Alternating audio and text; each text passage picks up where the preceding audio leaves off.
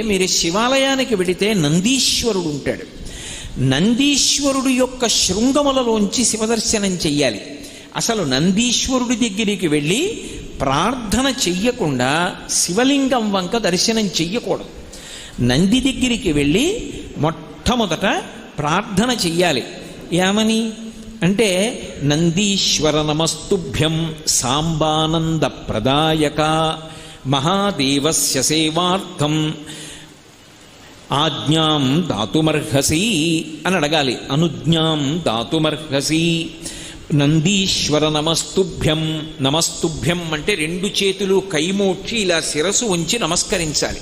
నమస్కరించి, ఓ నందీశ్వర నీకు నమస్కరిస్తున్నాను. ఎవరు నువ్వు? సాంబానంద ప్రదాయక. సా అంబ ఆనంద ప్రదాయక. అమ్మతో కలిసి ఉన్నటువంటి శివుని యొక్క